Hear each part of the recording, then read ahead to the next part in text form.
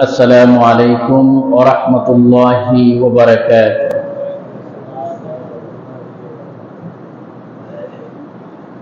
الحمد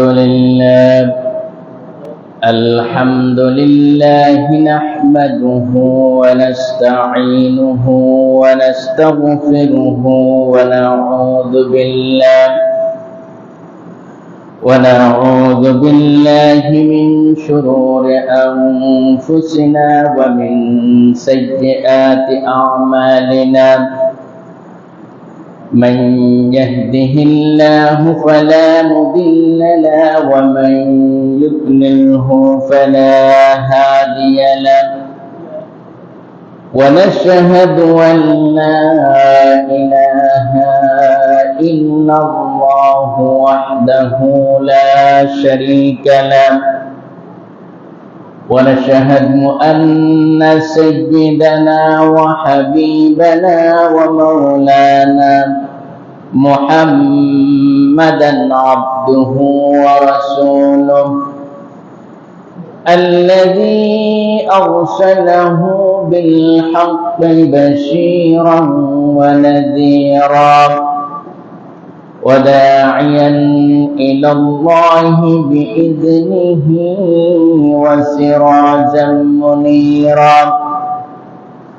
فقد قال الله تعالى في كلامه المجيد وفرقانه الحميد: أعوذ بالله من الشيطان الرجيم. بسم الله الرحمن الرحيم. إن الله وملائكته يصلون على النبي يا أيها الذين آمنوا صلوا عليه وسلموا تسليما. اللهم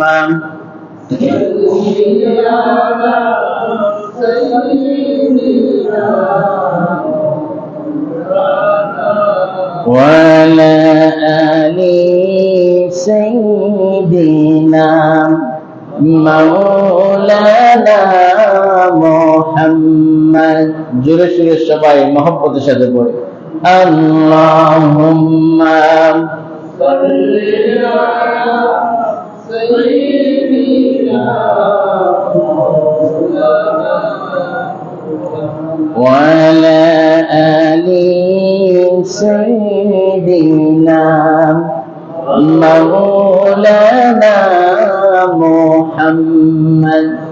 ও মদিনার বুলবুলি কেমনে তোমায় রইবনি।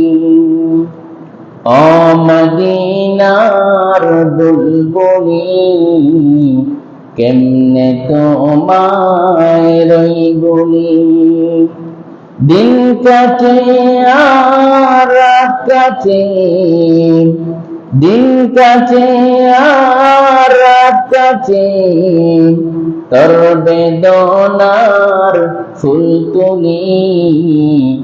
ও মদিনার বুলবুলি আল্লাহুম্মা সাল্লি আলা সাইয়্যিদিনা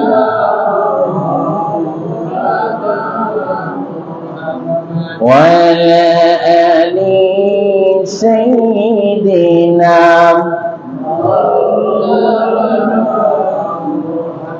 হাজারো বেদনার পরে ফিরে আসনি তুমি আপন করে।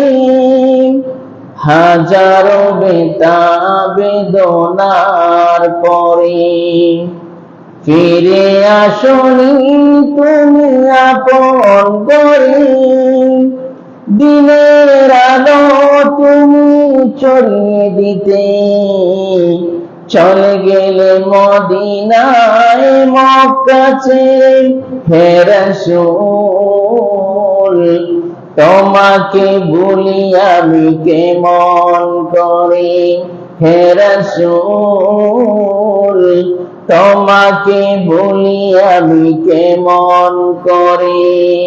আল্লাহুম্মা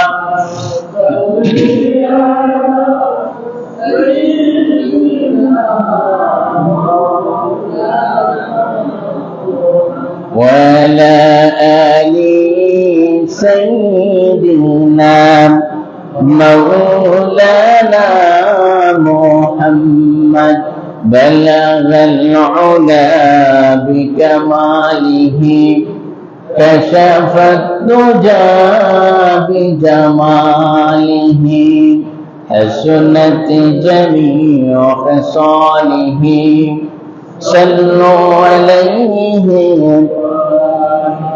قدموں میں مصطفیٰ کی میرا مزار ہوتا،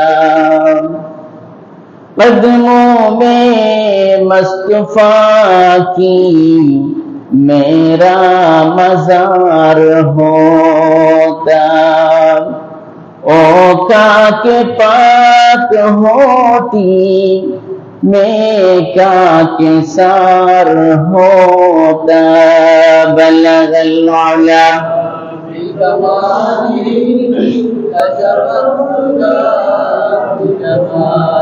حسنت جميع خصاله صلوا علیہ قدموں میں تیری گرتا، گلیوں میں تیری پھرتا، قدموں میں تیری گرتا، گلیوں میں تیری پھرتا، گاہے زار زار روتا، گاہے بے قرار ہوتا، بلغ العلا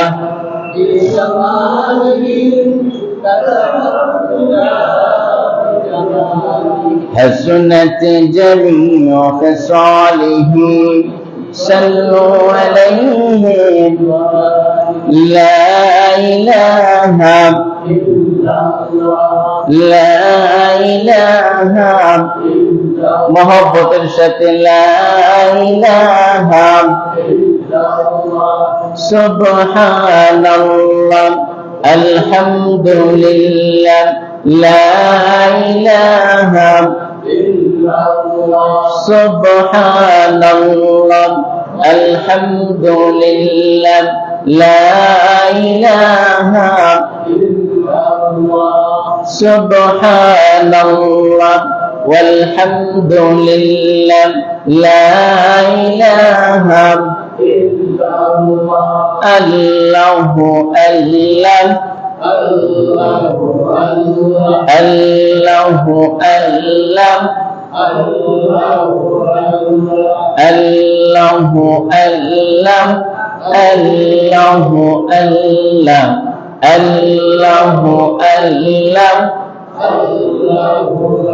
আল্লাহ তোমারি দরার মাঝে কত জানা অজানা সৃষ্টি আছে, আল্লাহ তোমারি দরার মাঝে কত জানা অজানা সৃষ্টি আছে, কেউ নেই তোমার নাম জপে নাম, কেউ নেই তোমার নাম জপে নাম, তোমার নামের তসবিহ জপে নাম, তোমার নামের তসবিহ জপে নাম, আল্লাহু আল্লাহ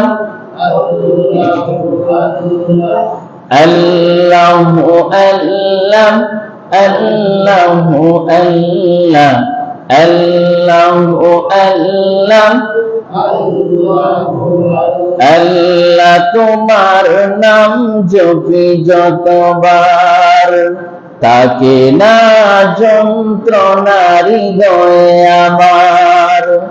আল্লাহ তোমার নাম জপি যতবার তাকে না যন্ত্রণার হৃদয়ে আমার। অসীম দয়ার দান দিও বারে বার, অসীম দয়ার দান দিও বারে বার, তোমারি দরবারে মিনতি আমার, তোমারি দরবারে মিনতি আমার। তোমার নামের তসবিহ জপলাম, তোমার নামের তসবিহ জপলাম। আল্লাহু আল্লাহ আল্লাহু আল্লাহ আল্লাহু আল্লাহ আল্লাহু আল্লাহ আল্লাহু আল্লাহ আল্লাহু আল্লাহ আল্লাহু আল্লাহ। লা ইলাহা ইল্লাল্লাহু মুহাম্মাদুর রাসূলুল্লাহ। সবাই পড়ি সাল্লাল্লাহু আলাইহি ওয়াসাল্লাম। সম্মানিত মুরব্বিয়ানে কেরাম, মুসল্লিয়ানে কেরাম, আমার যুবক ভাইয়েরা, দিনদার ইমানদার পরহেজগার ভাইয়েরা, পর্দার আড়ালের সম্মানিত মা এবং বোনেরা, আসসালামু আলাইকুম ওয়া রাহমাতুল্লাহি ওয়া বারাকাতুহু। আমরা মহান আল্লাহ সুবহানাহু ইজ্জত ওয়াল জালাল তার দরবারে লাখ কোটি শুকরিয়া আদায় করছি, যিনি আমাদেরকে মুসলমান হিসেবে জন্ম দিয়েছেন, মুসলমানের পরিবারে জন্ম দিয়েছেন। সেই জন্য বলি আলহামদুলিল্লাহ। সবাই জুড়ে সুরে পড়ি রব্বানা লাকাল হামদ হামদান কাসীরান তাইয়িবান মুবারাকান ফীহি ইয়া রাব্বি লাকাল হামদু কামা ইয়ানবাগি লিজালালি ওয়াজহিকা ওয়া আযীমি সুলতানিকা। প্রশংসা করলাম কার? আবার বলেন, প্রশংসা করলাম কার? খুশি হয়েছেন কে? এবং দুরূদ ও সালাম পৌঁছে দিবেন আল্লাহ পাকের রহমতের ফেরেশতারা রাসূল করিম সাল্লাল্লাহু আলাইহি ওয়াসাল্লামের রওজায়ে আতহারে আমরা আমাদের দুরূদ এবং সালাম যেন ফেরেশতারা পৌঁছে দেন। বলেন আমিন। সম্মানিত দিনদার ইমানদার মুসল্লিয়ানে কেরাম, যেহেতু হজের মাস চলতেছে আর আমি হজের এই সম্পর্কে ধারাবাহিক আলোচনা করতেছি, যেহেতু হজের মূল কেন্দ্রবিন্দু হচ্ছে কে? কাবা। আল্লাহ তো হচ্ছেন মূল কেন্দ্রবিন্দু, কিন্তু ইবাদত করি আল্লাহর, আর কাবাকে আমরা সামনে রেখে সব ইবাদত গুলা করি, ঠিক কিনা? তো এই কাবার সভাপতি হচ্ছেন কে? আল্লাহ নিজে। কাবা শরীফের সভাপতি কে? আল্লাহ। মক্কার সভাপতি কে? আল্লাহ। আর মক্কাকে এত সম্মানিত করেছেন কার জন্য? এই মক্কার প্রধান অতিথি হচ্ছেন মুহাম্মদুর রাসূলুল্লাহ সাল্লাল্লাহু আলাইহি ওয়াসাল্লাম। তিনি যদি না আসতেন, মক্কায় জন্মগ্রহণ না করতেন, তাহলে মক্কা আজকে তো সম্মানিত হতে পারত না।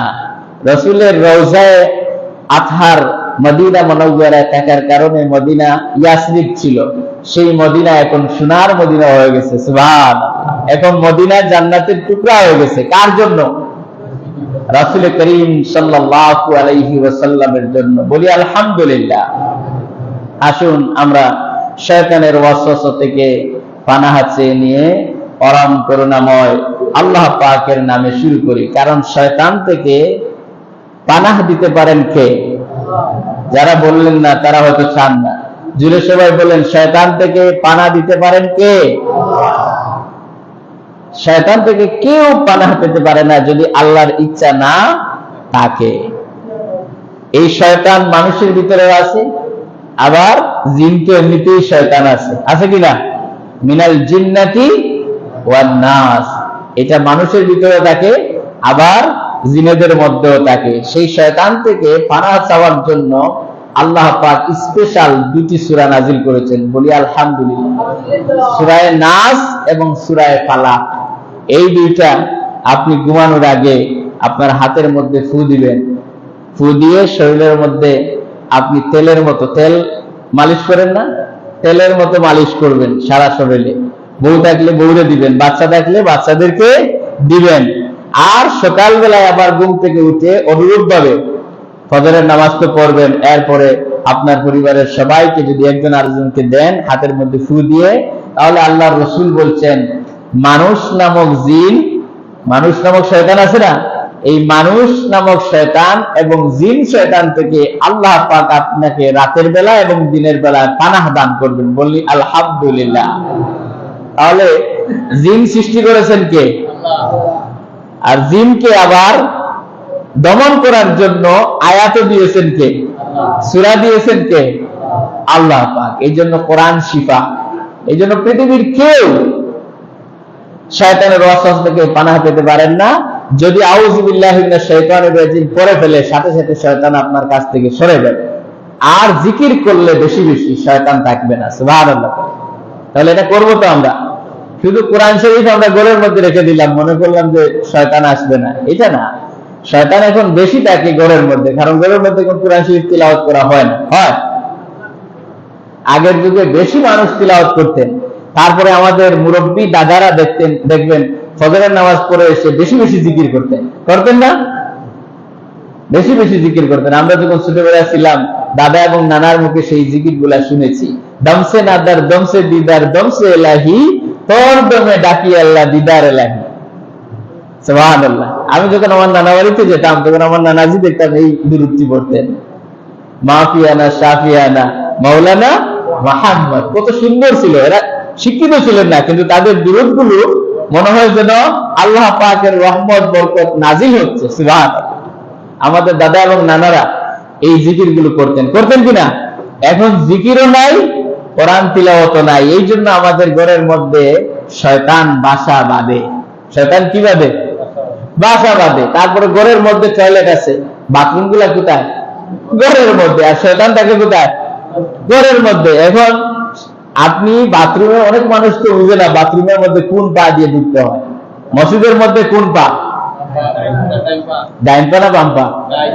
মসজিদের মধ্যে ডাইন পা। আর দোয়া কি করতে হয়? আল্লাহুম্মা ফতাহলি আবওয়াবা রাহমাতিক। বের হওয়ার সময় কোন দোয়া? কোন পা? বাম পা। দোয়া কি? আল্লাহুম্মা ইন্নী আসআলুকা মিন ফাদলিক। সুবহানাল্লাহ। কয়জন পড়ে, কয়জন জানে? ওদিকে গল্প করতে করতে এসে ঢুকে যায়। আহারে। তারপরে বাথরুমে ঢুকতে সময় কোন পা? বাম পা। অনেক মানুষ বুঝে না, তাড়াতাড়ি চলে যায়, ডাইন না বাম সেটাও বুঝে না, গিয়ে ঢুকলো। তারপরে আবার দোয়া নাই, দোয়া ছাড়া ঢুকলেন। অথচ দোয়াটা শিখিয়ে দিয়েছেন কে? আল্লাহ রাসূল শিখিয়ে দিয়েছেন। সুবহানাল্লাহ। কি দোয়া দেখেন, কত সুন্দর দোয়া। আল্লাহুম্মা ইন্নী আউযু বিকা মিনাল খুবুসি ওয়াল খাবাইস। আপনি তো দোয়ার মধ্যে বলে ফেলছেন, আল্লাহ আমাকে খুবুসি ওয়াল খাবাইস, খবিস নামক এই শয়তান থেকে আমাকে তুমি হেফাজত করবা। এটা দোয়া করছেন না? এই জন্য দেখবেন স্কুল কলেজে অনেক মেয়েদের সাথে জিন লাগে, লাগে না?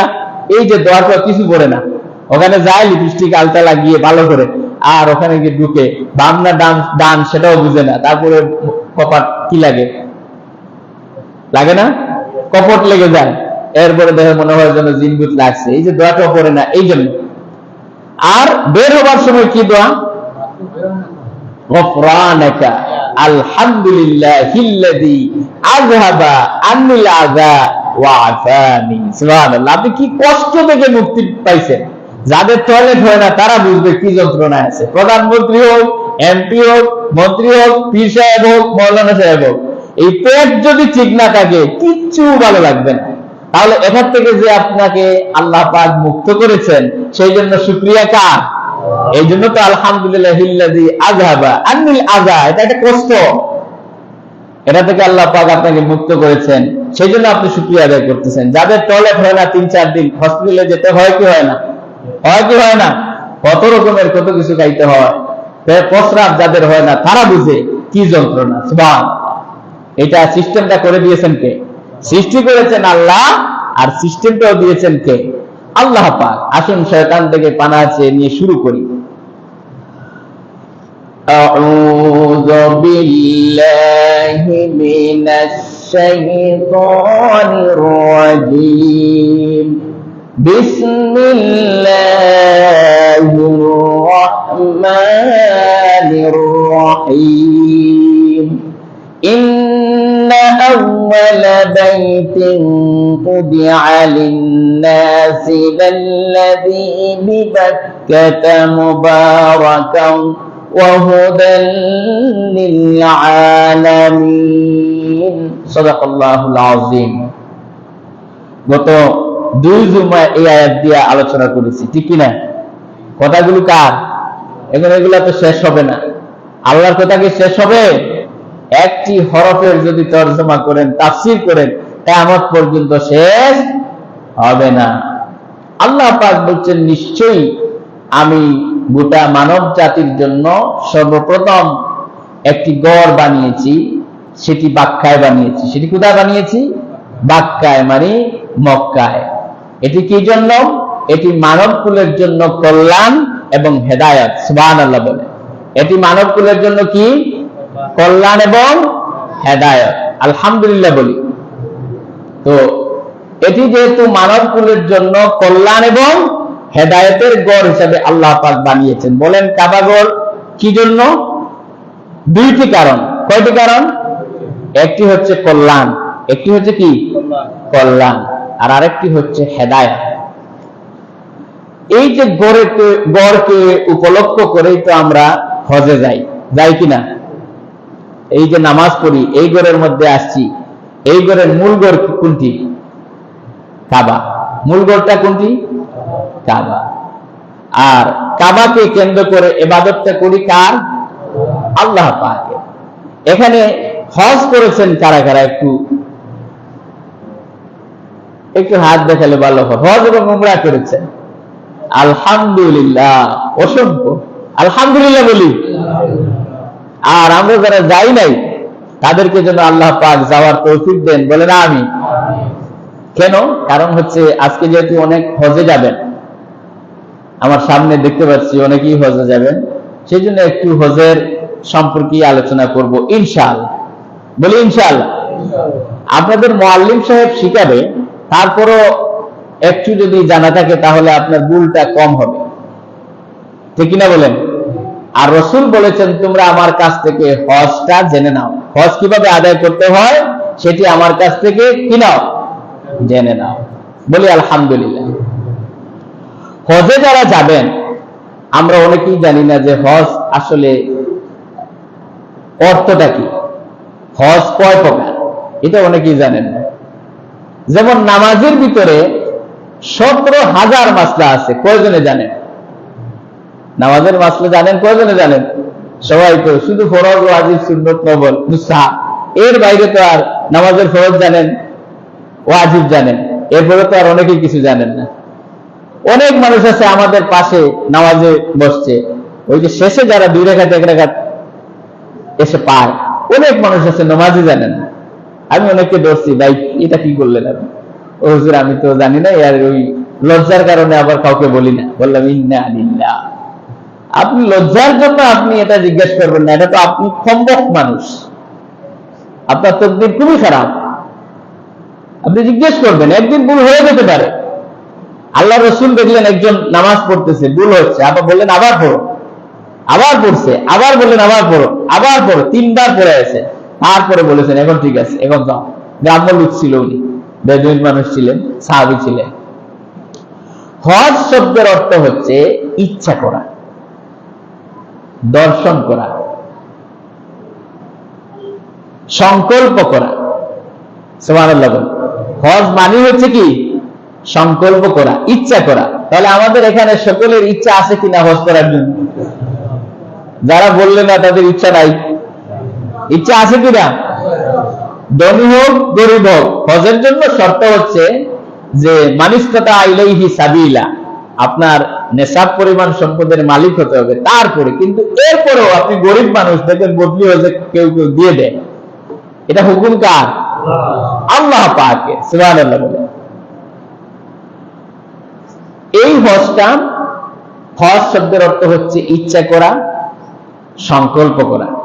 তাহলে হজে যাবেন, এটা আগের থেকে আপনি ইচ্ছা করেছেন কি করেন নাই? যারা হজে যাচ্ছেন আগের থেকেই আপনি সংকল্প করছেন যে আমি এই বছর হজটা করবো, অথবা আগামী বছর আমি হজটা করব। এর মানে নিয়ত করছেন। এই যে মসজিদে আসার আগে আপনি নিয়ত করছেন যে আমি আজকে জুমা পড়বো, কোথায়? অমুক মসজিদে, অমুক জায়গায় পড়বো। এটা নিয়ত করা। হজের অর্থ হচ্ছে কি করা? ইচ্ছা করা, সংকল্প করা। হজ হচ্ছে 3 প্রকার। কয় প্রকার? একটু মুখস্থ করবেন, আজকে একটু কথা বলাবো, বেজার হবেন না তো। হজ কয় প্রকার? 3 প্রকার। এক প্রকারের হচ্ছে হজ্জে কেরান। জুড়ে বলেন, প্রথম প্রকারের হজের নাম কি? হজ্জে কেরান। 2 নম্বরের প্রকারের হজের নাম হচ্ছে হজ্জে তামাত্তু। হজ্জে তামাত্তু। 3য় প্রকারের হজের নাম হচ্ছে হজ্জে ইফরাদ। তাহলে কয়টি হলো? 1 নম্বরের হজ্জে কেরান, হজ্জে তামাত্তু, হজ্জে ইফরাদ। 3 প্রকারের হজ। এখন আপনি আমি যে হজে যাই, এটা কোন প্রকারের হজ জানা দরকার আছে কিনা? আছে কিনা? 1 নম্বরে হচ্ছে হজ্জে কেরান। এইটা হচ্ছে যে উমরা এবং হজ এক ইহরামে, একটি ইহরামে যারা আদায় করেন, এটাই হচ্ছে হজ্জে কেরান। কথা বুঝেছেন? একই ইহরামে হজ এবং উমরা একসাথে আদায় করেন, এটা হচ্ছে হজ্জে কেরান। এটা একটু কঠিন। আর এই হজ্জে কেরানটা আদায় করেন কারা? যারা এই জিলহজের শেষের দিকে যারা যান হজে, তারা এই হজ্জে কেরানটা আদায় করেন, কারণ এটা শুধুমাত্র হজের জন্য তারা যান। আর আমরা যেটা আদায় করি সেটা হচ্ছে হজ্জে তামাত্তু, যেটা রাসূল আদায় করেছেন। এবং হানাফি মাযহাবের লোকেরা, আমরা কোন মাযহাব? হানাফি মাযহাব। আমরা সবাই হজ্জে তামাত্তু আদায় করি, বলি আলহামদুলিল্লাহ। হজ্জে তামাত্তুটা কি? হজ্জে তামাত্তু হচ্ছে যে প্রথমে ইহরাম বেঁধে আপনি উমরা আদায় করলেন। প্রথমে কি আদায় করলেন? উমরা। তারপরে এখানে 20-25 দিন গ্যাপ থাকে, এরপরে আপনি আবার ইহরাম পরে আবার হজ আদায় করলেন। তাহলে কয়বার ইহরাম বাঁধা হলো? 2 বার। আর আদায় করলেন কয়টি? উমরা এবং হজ। এটা হচ্ছে হজ্জে তামাত্তু। এই যে আমাদের এখানে যারা যাবেন তারা হজ্জে তামাত্তু আদায় করবেন। সুবহানাল্লাহ বলি, আলহামদুলিল্লাহ বলি। এরপর আসতেছে কথা। আজকে আমি বলছি যে আজকে আমি আপনাদেরকে এগুলাই বলবো, যেহেতু অনেক হাজী সাহেব এখানে আছেন, তারা যাবেন। তো হজ্জে ইফরাদ হচ্ছে শুধুমাত্র হজ আদায় করা। আপনি হজ্জে কেরানে উমরা আদায় করলেন, হজ আদায় করলেন, তবে একসাথে। আর হজ্জে তামাত্তু আদায় করলেন, প্রথমে গিয়ে উমরা পালন করলেন, তারপরে গিয়ে শুধুমাত্র হজ করলেন গ্যাপ দিয়ে। এটা হচ্ছে হজ্জে তামাত্তু। আর হজ্জে ইফরাদ হচ্ছে এককভাবে শুধু হজ আদায় করা, এটাকে বলে হজ্জে ইফরাদ। আমার কথা ক্লিয়ার? যারা গিয়েছেন তাদের জন্য সহজ বুঝা, কারণ তারা তো প্র্যাকটিক্যাল গেছেন, ঠিক কিনা? আলহামদুলিল্লাহ। এখন আপনি হজের ফরজ কয়টি? নামাজের ফরজ আছে কিনা? তাহলে হজের ফরজ আছে কিনা? নামাজের ওয়াজিব আছে কিনা? হজের ওয়াজিব আছে কিনা? এই ওয়াজিব আর ফরজ যদি ছুটে যায়, তাহলে আপনার যেমন নামাজ হয় না, তেমন হজের ফরজ এবং ওয়াজিব ছুটে গেলে হজও পরিপূর্ণ হবে না। তাহলে জানার দরকার আছে কিনা?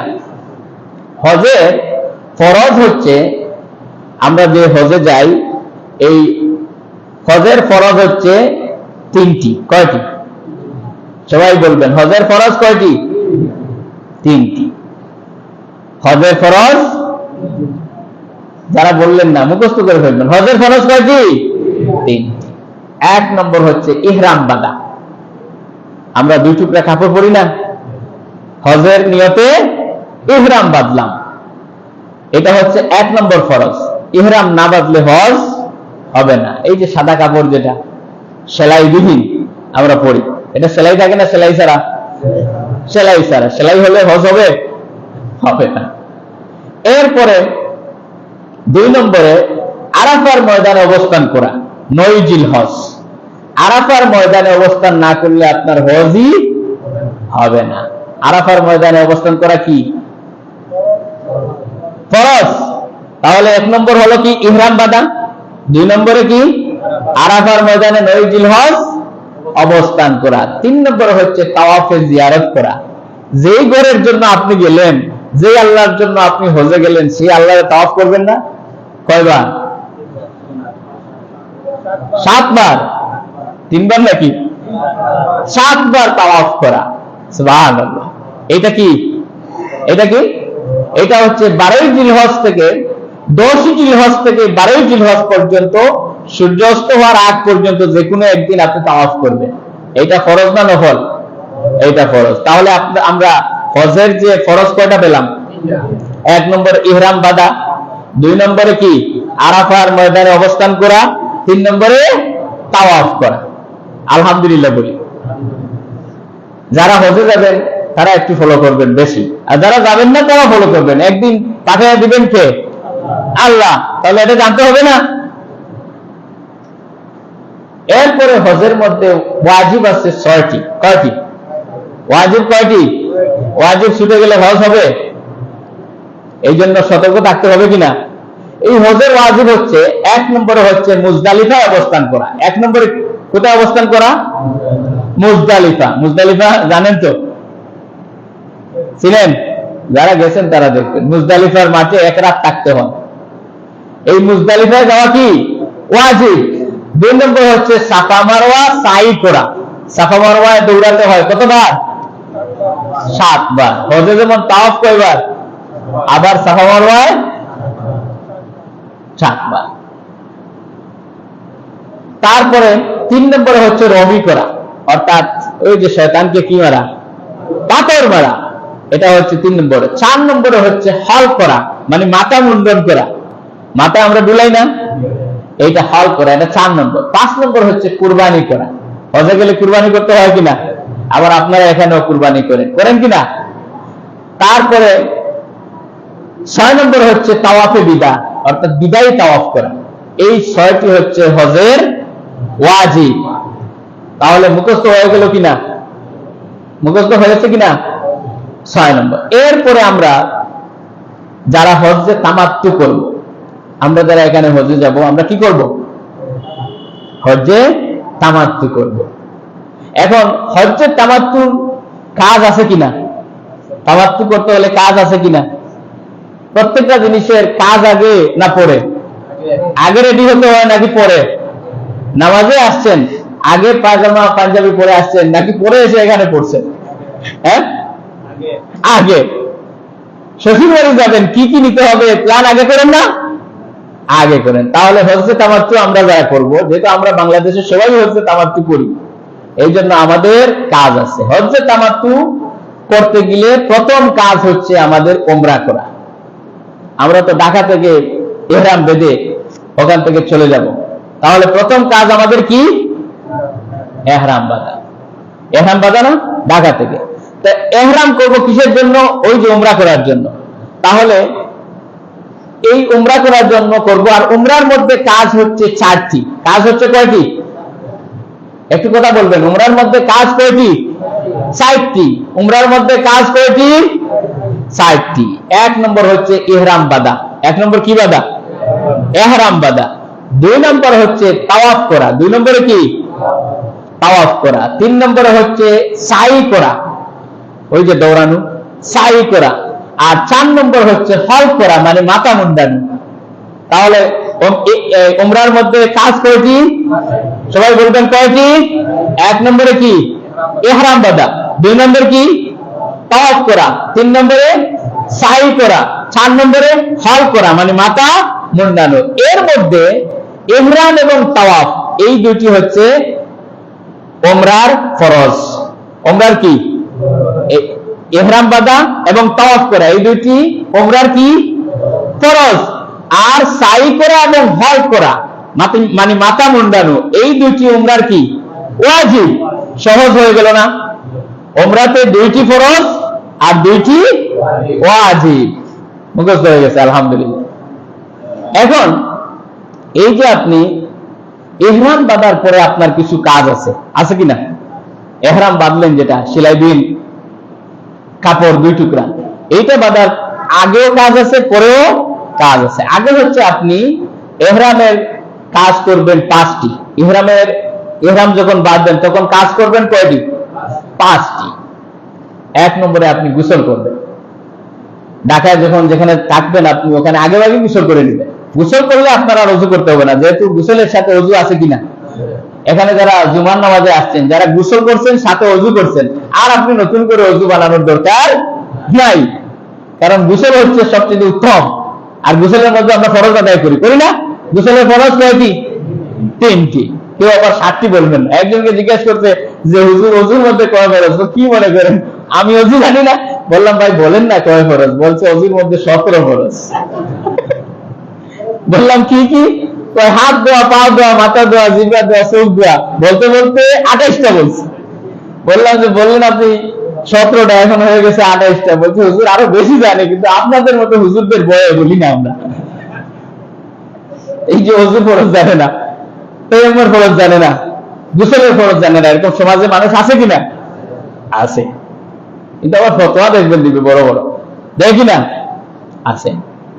এখন গোসল করবেন। গোসল করে ফেললে, যদি গোসল করে ফেলেন ইহরামের আগে, তাহলে আপনার ওযু করতে হবে না। আর যদি গোসল করতে না পারেন তাহলে ওযু করে নেবেন।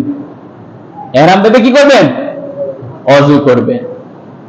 তাহলে প্রথম কাজ কি করা? গোসল করা অথবা ওযু করা।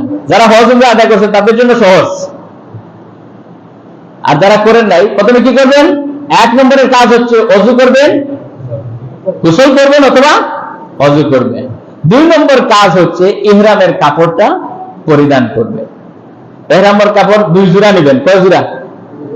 যারা জানেন আপনারা কয় জোড়া নেবেন? সেলাই দিন 2 জোড়া নেবেন, 1 জোড়া নেবেন না, 2 জোড়া কাপড় নেবেন। মানে একটা পরলেন, এরপরে এটা যদি একটু অসুবিধা হয় অথবা ধুয়ে দিতে তো পারবেন, আরেকটা নিলেন। কয় জোড়া নেবেন? আর জুতা নেবেন কি? আপনার শুটু নিয়ে নেবেন, যে ভালোটা, সবচেয়ে দামি যেটা বাটার অথবা এফেক্সের, এটা নিলেন, আপনার হজ আদায় হবে না। ওখানে স্যান্ডেল নিয়ে যেতে হবে। কি নিয়ে যেতে হবে? স্যান্ডেল। বেশি নবাবি করতে গিয়ে আবার আপনার হজের 12টা বেজে যাবে। এখন ইহরামের কাপড় পরিধান করবেন, এটা সেলাই ছাড়া। এটা কি ছাড়া? সেলাই ছাড়া। তারপরে আপনি 2 রাকাত নফল নামাজ আদায় করবেন। কি করবেন? 3 নম্বরে 2 নম্বরে তো ইহরাম পরবেন। 1 নম্বরে কি বলছিলাম? গোসল বা ওযু। 2 নম্বরে ইহরামের কাপড়। 3 নম্বরে হচ্ছে 2 রাকাত নফল নামাজ। আর 4 নম্বরে হচ্ছে নিয়ত করা। 5 নম্বরে হচ্ছে তালবিয়া পড়া। 5 নম্বরে কি পড়া? তালবিয়া পড়া। আর জুতা যেটা নেবেন এটা ফিতাওয়ালা, এটা জুতা যেটা নেবেন এটা ফিতাওয়ালা জুতা নেবেন। অন্য কোনো ওই যে আপনার কারুকার্য করা জুতা আপনি নেবেন না যারা হজ করতেছেন। তাহলে ইহরাম পরার পরে কয়টি কাজ পেলাম আমরা? 5টা। এখন ইহরাম পরার পরে নিষিদ্ধ কিছু কাজ আছে কিনা, এগুলো আর করতে পারবেন না। ইহরাম পরার পরে আর কিন্তু এই কাজগুলো আপনি করতে পারবেন না। যেমন সেলাইযুক্ত কাপড় আর পরিধান করতে পারবেন না। এখন যেটা আমাদের করণে আছে, এটা পরতে পারবেন? পারবেন না। তারপরে মোজা করতে পারবেন না। আর শু তো নাই, মোজা পরবেন কিভাবে? তারপরে তো কেউ হয়তো পরার ইচ্ছা করতে পারবে, জানে না, তাহলে মোজা পরা যাবে না, জাঙ্গি পরা যাবে না। আমরা পরি কিনা? পাঞ্জাবি অথবা কি বলে এটা, প্যান্ট অথবা পায়জামার নিচে পরি যেটা, এইটা পরা যাবে না। টুপি পরা যাবে না, এই যে আমার মাথায় আপনার মাথায় টুপি আছে, এটা পরা যাবে না। শখ করে দিলেন একটা লাগাইয়া ভালো করে যে টুপি ছাড়া হবে না, টুপি তো সুন্নত, এটা হজে রাখা যাবে না। তারপরে দাড়ি আশ্রানো যাবে না, ওই যে ইহরাম করার পরে কিন্তু আর শেষ, এখন আর চিরুনি নিয়ে আপনার শৌখিনী করা যাবে না। চুল আশ্রানো যাবে না। তারপরে সুগন্ধি ব্যবহার করা যাবে না। আতর দিলেন ভালো করে মেখে, আসছি হজে, হজের 12টা বাজবে, হজের কি বাজবে? 12টা বাজবে। তেল মাখানো যাবে না। সাবান দিয়ে গোসল করা, লাক্স সাবান দিয়ে ভালো করে গোসল করবেন না, গোসল করা যাবে না। তারপরে স্ত্রী যদি সাথে থাকেন তাহলে তার সাথে আবার ইন্টারকোর্স করা যাবে না। ওই সময় হারাম না হালাল? যদিও স্ত্রী হালাল, কিন্তু ওই সময় সেটা করা কি? হারাম, এটা মনে রাখবেন। তারপরে কারণ সবাই তো বুড়া বুড়া বয়সে তো আর হতে যায় না, অনেক তো জোয়ান আছে তারাও যায়, এখন ওখানে যদি 12টা বাজে দেয়, এই জন্য বলতেছি, ঠিক কিনা? আপনি তো বুড়া মানুষ, আপনি নিজেই হজ করতে পারছেন না, আরেকটা কি করবে? তাহলে এই যে তারপরে কি করবেন? নখ টোখ কাটতে পারবেন না, এগুলা করা যাবে না। গালাগালি করা যাবে না, রাগ করা যাবে না। আপনি আপনার মুআল্লিম থাকবেন, অনেক মানুষ থাকবে, আপনার মনের সাথে মিল নাও হতে পারে, আপনি এখন রাগ করলেন, এই কি আসছে, এই মানুষ কি আছে, আপনার হজ শেষ। হ্যাঁ, রাগ হয় কিনা? আমাকে একদিন বলতেছে একজন যে তাবলিগে গেছে 3 চিল্লায়, নাকি 3 চিল্লা কি দেয় তারা, এখন ওখানে গিয়ে ডেক দিয়ে মারামারি। তাহলে এটা সওয়াবের কাজ হলো নাকি খারাপ হলো? হজে গিয়ে মারামারি করবেন, এটা করা যাবে না। এখন নিয়ত করবেন ওমরার জন্য, নিয়ত ওই যে বলছি না, নিয়ত করা লাগবে। তাহলে নিয়ত আছে কিনা? নিয়ত কি করবেন? সবাই আমার সাথে পড়ুন, যারা ওমরা করবেন শুধু ওমরার নিয়ত, হজ করবেন হজের নিয়তে সুবহানাল্লাহ বলে। এটা শিখিয়ে দিচ্ছেন কে? আল্লাহ রাসূল শিখিয়ে দিচ্ছেন। আপনি যখন ওমরার নিয়ত করবেন তখন বলবেন আল্লাহুম্মা, সবাই পড়েন আল্লাহুম্মা ইন্নী উরিদুল উমরাতা ফায়াসসারহু লি ওয়া তাকাব্বালহু মিন্নি। আবার পড়ুন সবাই আল্লাহুম্মা আল্লাহুম্মা ইন্নী উরিদুল উমরাতা ফায়াসসারহু লি ওয়া তাকাব্বালহু মিন্নি। আপনি বলছেন হে আল্লাহ, আমি কি করলাম? ওমরার নিয়ত করলাম, ইচ্ছা করলাম, ফায়াসসারহু লি, আমার জন্য আপনি সহজ করুন, ওয়া তাকাব্বালহু মিন্নি, আর আমার পক্ষ থেকে আপনি এটা কবুল করুন। পৃথিবীতে কোন ইবাদতে হে আল্লাহ আমার এই ইবাদত সহজ করো, এটা কোন ইবাদতের সাথে নাই। আছে? নামাজে আমরা বলি যে আল্লাহ আমার জন্য নামাজটা সহজ করুন, কারণ হজের চাইতে কঠিন জিনিস আর নাই। এখানে আর্থিক এবং শারীরিক উভয় ইবাদত। সুবহানাল্লাহ। আর্থিক ইবাদত মানে টাকা দিয়ে তো হজে যাচ্ছেন, আর শরীর দিয়েই তো হজ করবেন, নাকি? শরীর খারাপ থাকলে হজ হবে? আপনি হাঁটতে পারেন না, কিছু করতে পারেন না, হজ হবে আপনার জন্য? হবে না, করতে পারবেন না। ওখানে কাজ করতে হয়, ওখানে আপনি ডিজেবল হলে তো যেতে পারবেন না, ঠিক কিনা? তারপরে যারা হজের নিয়ত করবেন তাদেরও নিয়ত আছে, আছে কিনা? বলেন আল্লাহুম্মা। যখন হজ করবেন, ওই যে 20-25 দিন উমরা তো গিয়ে প্রথমে করে ফেললেন, তারপর তো আপনি হজ করবেন, তখন বলবেন আল্লাহুম্মা ইন্নী উরিদুল হাজ্জা ফায়াসসিরহু লি ওয়া তাকাব্বালহু মিন্নি। হে আল্লাহ, হে আল্লাহ, আমি হজের নিয়ত করলাম, আর আমার জন্য এই হজটাকে সহজ করে দিন এবং আমার পক্ষ থেকে এটা কবুল করুন। বলেন আমিন। আবার দোয়াটা পড়ে নেন সবাই একসাথে, বলুন আল্লাহুম্মা আল্লাহুম্মা ইন্নী উরিদুল হাজ্জা ফায়াসসিরহু লি ওয়া তাকাব্বালহু মিন্নি। এটা আপনি আল্লাহর কাছে বললেন, কার কাছে? এরপরে আপনি তালবিয়া পড়বেন। কি পড়বেন? ইহরাম বাঁধার পরে তালবিয়া পড়বেন। তালবিয়া বুঝলেন তো? সবাই পড়েন লাব্বাইক আল্লাহুম্মা লাব্বাইক লাব্বাইক আল্লাহুম্মা লাব্বাইক লা শারীকা লাকা লাব্বাইক ইন্নাল হামদা ওয়ান নি'মাতা লাকা ওয়াল মুলক লা শারীকা লাক। এটা এই হজের মূল কাজই হচ্ছে তালবিয়া পড়া। খালি পড়তে থাকবেন, সুবহানাল্লাহ। সওয়াব দিবেন কে? এরপরে ইহরামের পরে প্রাথমিক কিছু কাজ আছে, আছে কিনা? এটা ইহরাম করলেন, 5টি কাজ করলেন, বলে ফেললাম। এরপরে আপনি এহরামের পরে সর্বপ্রথম যে কাজটি করবেন সেটা গুনাহ থেকে আপনি বেঁচে থাকবেন। কিসের থেকে? গুনাহ থেকে। এখন আপনি ঢাকা এয়ারপোর্টে বিমানে উঠেই তো গুনাহ শুরু হয়ে যায়। বলবেন আবার এটা আবার কি বললেন হুজুর?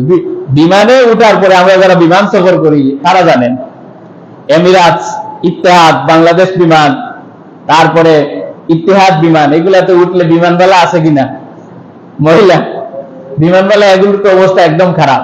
তাহলে এখানে আপনি চোখ নিচের দিকে করবেন তাও তো সমস্যা, কারণ এখানে নিচের দিকে পড়েই না বিমানবালা যারা আছে। তাহলে আপনি আল্লাহকে ভয় করে ওদেরকে তাকাবেন না, তাহলে এটা প্রথম আপনি বাঁচবেন। তারপরে আপনি হজে যারা আপনার সাথী, এই হজের সাথীদের সাথে মহিলা আছে কিনা, হজ করছে যারা, এদের তো মুখ আবার হজের মধ্যে আবার মুখটা নেকাব করা কি যায় না, তাহলে ওদের মুখ ঢাকা আছে না আপনার খোলা আছে? আপনি এখন তাকালেন, বাবা রে বাবা কি সুন্দর, আপনার হজের 12টা বাজবে কিনা, বাজবে কিনা? বেঁচে যাবে। এই জন্য আপনি ওখানে গিয়ে বিমানে উঠেই আপনি এটা থেকে বেঁচে থাকবেন, থাকবেন কিনা? কারণ হজ করতেছেন কারে খুশি করার জন্য? আল্লাহকে, আল্লাহকে খুশি করার জন্য। এখন এইগুলা থেকে আপনি বেঁচে থাকবেন ইনশাআল্লাহ। বলেন ইনশাআল্লাহ। সময় তো খুবই কাছে চলে আসছে, আর বলবো না, ইনশাআল্লাহ আগামী জুমায় আমি বলবো। তো এই যে আমরা হজের মধ্যে এই কাজগুলি গিয়ে করি, খুশি করি কাকে? হজ করতেছি কাকে? আল্লাহকে খুশি করার জন্য, অন্য কাউকে না। না দেখানোর জন্য যে এবছর হাজী সাহেব খুব হজ করলেন, উনি হাজী লাগালেন, তারপরে বাংলাদেশে এসে হাজী আব্দুল করিম, হাজী আব্দুর রহিম লাগাই দিলেন। তাহলে হজও ফরজ, নামাজও ফরজ, হজও ফরজ, নামাজও ফরজ। তাহলে নামাজ যারা পড়ে 5 ওয়াক্ত, তারা কি লাগায় আব্দুর রহিম নামাজি, এটা লাগাইছে? যাকাত যিনি দেন আব্দুল করিম যাকাতি, এটা লিখছে? হ্যাঁ। এরপরে কালিমা পড়ে মুসলমান হয়েছে, কালিমা পড়াও কি? কালিমা, নামাজ, রোজা, হজ, যাকাত, 5টা ফরজ কিনা? তাহলে আপনি কালিমা পড়েছেন, মুসলমান হয়েছেন। আব্দুর রহিম কালিমাওয়ালা, এটা লিখছেন? তাহলে এটা তো আমরা লিখি না। রোজা যিনি রাখেন আব্দুল করিম সাউমি, রোজাদার রাখি, এটা লিখি? এটা লিখি না। শুধু নামের জন্য আমরা হজে যাই না। তারপরে হজে যাওয়া কি ফরজ, হজে যাওয়া কি ফরজ। কিন্তু আমাদের দেশে আমরা তাবলিগকে ভালোবাসি, কোনো সমস্যা নেই, তাবলিগকে আমরা পছন্দ করি। তাবলিগি ভাইয়েরা কোরআন হাদিস তারা শিখেন, কোনো সমস্যা নাই। ইজতেমায় তারা যান, আমাদের কোনো সমস্যা নাই। 40 জন মানুষ এক জায়গায় যদি দোয়া করে আল্লাহর কাছে, কবুল হতেও পারে। আর এখানে তো লক্ষ লক্ষ মানুষ ইজতেমায় গিয়ে দোয়া করে, আমাদের কোনো সমস্যা নাই। কিন্তু একটা জায়গায় আমাদের অসুবিধা আছে। আমি অনেক মানুষকে শুনেছি, আমার অনেক আত্মীয় স্বজন তাবলিগ করেন, অনেককে শুনেছি যে আমি হজে যেতে পারতেছি না, এবার আমি ইজতেমায় যাব, 3 দিনের হজে যাচ্ছি। বলেন নাউজুবিল্লাহ, এটা হজ? বলেন ইজতেমায় যাওয়া নফল না, হজে যাওয়া কি ফরজ। কোথায় আরাফার ময়দান আর কোথায় টঙ্গী, কোথায় লিয়াকত আলী আর কোথায় জুতার কালি? এটা হজের সাথে কখনো আপনি মিশ্রণ করবেন না, আল্লাহ নারাজ হয়ে যাবে। আপনি যান, ভালো কথা, আমাদের কোনো সমস্যা নাই। অনেক মানুষ সেখানে দোয়া করে, আল্লাহ কবুল করতেও পারে। কিন্তু হজের সাথে আপনি বলবেন না। গরিবের কোনো হজ নাই, হজ কাদের জন্য? ধনীর জন্য। মানিস্তাতা ইলাইহি সাবিলা। আর সেখানে আপনি মনে করতেছেন আপনি এইভাবে যদি ইজতেমা হজ হয়, তাহলে এই বাংলাদেশে অনেক বড় বড় আরো মাহফিল হয় কিনা, ইজতেমা হয় কিনা, তাহলে তারাও বলবে যে আমাদের আর হজে যাওয়ার দরকার নেই, আমরা এখানে হজ করি। আপনি হজের 12টা বাজায় দিবেন, একটা ফরজের বিরোধিতা করতেছেন, এটা কেউ বলবে না। হয়তো অজ্ঞতার কারণে বলেন, জাহালতের কারণে বলে ফেলেন। আল্লাহ আমাদেরকে মাফ করুন, বলেন আমিন। আল্লাহ আমাদেরকে হজ্জে মাকবুল নসিব করুন, বলেন আমিন। আমাদের সবাইকে হজ এবং উমরা করার তৌফিক দেন, বলেন আমিন। হাযা মা ইনদি ওয়াল ইলমু ইনদাল্লাহ আলাইহি তাওয়াক্কালতু ইলাইহি উনীব। ওয়াসসালামু আলাইকুম ওয়া রাহমাতুল্লাহ।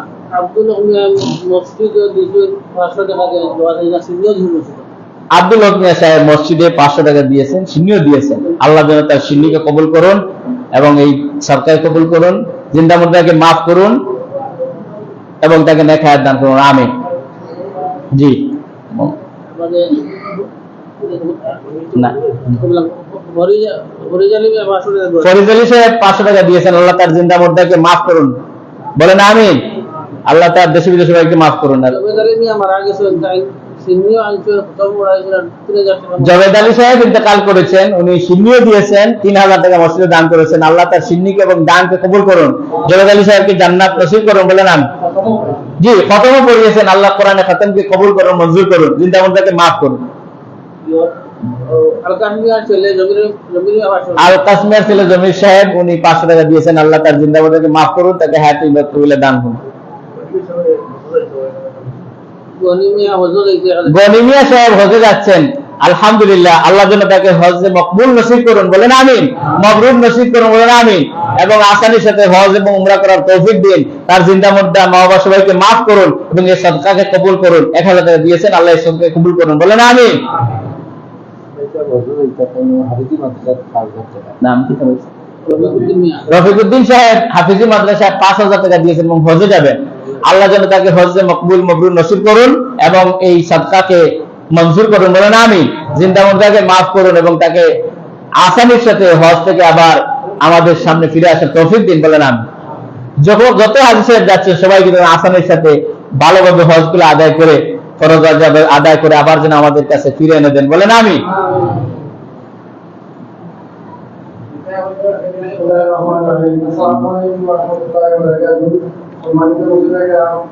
আমি তো নতুন আলাপ করছিলাম যে নোটিশের ব্যাপারে, আর এই সপ্তাহ আমরা তো এটা চিন্তা করা যায়। এখন আপনারা মাত্রা আমি রাখতাম নাম রাখতাম, আর যদি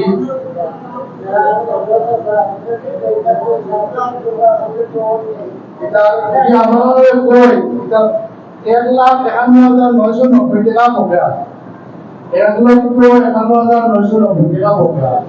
এখন এইটা সারাইতাম কিনা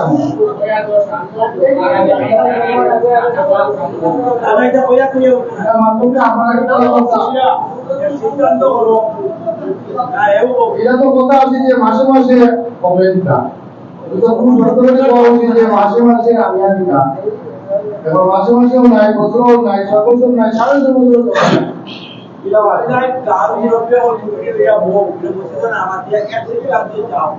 সিদ্ধান্ত হলো 2 মাস বা 1 মাস বা 3 মাস বয়স মানা দেব, এর বাকি মানা দেব না।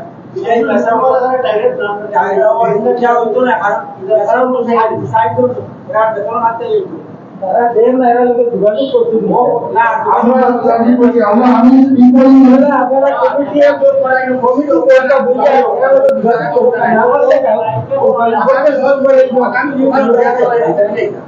ও এলাকা দেখা বড় কারণ আমি সভাপতি এবং রবিবার বোঝাচ্ছে আগামী সপ্তাহে আপনারা দেখবো, আর 2 দিন যারা দেন না আগামী নামটা বলবো, নাম জায়গাটা কি নাই ওই দিন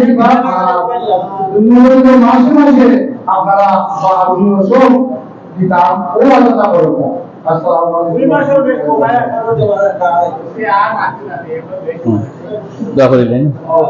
আল্লাহুম্মা আমিন। ربنا ظلمنا أنفسنا وإن لم تغفر لنا وترحمنا لنكونن من الخاسرين।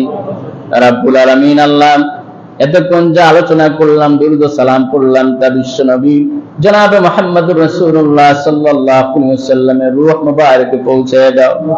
तमाम পৃথিবীর মাটির নিচে যত মুমিন মুমিনাত কবরবাসী হয়ে গেছেন আল্লাহ তাদের আরওয়াহের পরে সব পৌঁছে দাও। রব্বুল আলামিন, আমাদের মধ্য থেকে আমাদের মা বাপ যাদের দুনিয়া থেকে বিদায় হয়ে গেছেন কবরগুলোকে তুমি জান্নাত বানাইয়া দাও। আমাদের মা বাপ যাদের বেঁচে আছেন আল্লাহ দীর্ঘ নেক হায়াত তুমি দান ফরমাও। রব্বুল আলামিন, সারা জীবন নাফরমানি করেছি, গুনাহ করে করে জিন্দেগিকে বরবাদ করে ফেলেছি, আমাদের জিন্দেগির সমস্ত গুনাহ খাতা আজকে জুমার উসিলায় মাফ করে দাও।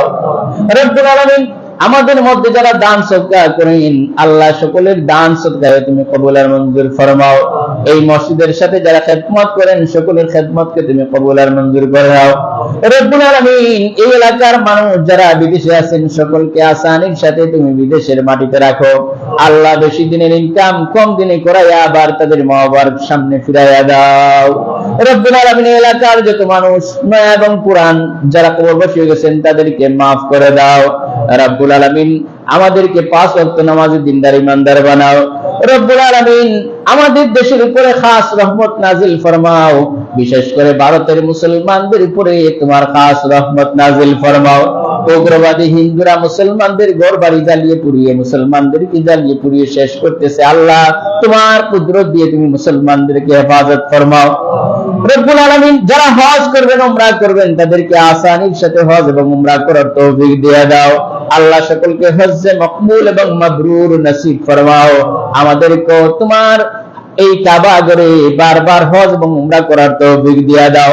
তোমার হাবিবের কবরের সামনে গিয়ে আসসালাতু ওয়াসসালামু আলাইকা ইয়া রাসূলুল্লাহ, আসসালাতু ওয়াসসালামু আলাইকা ইয়া হাবিবাল্লাহ বলার তৌফিক দিয়ে দাও।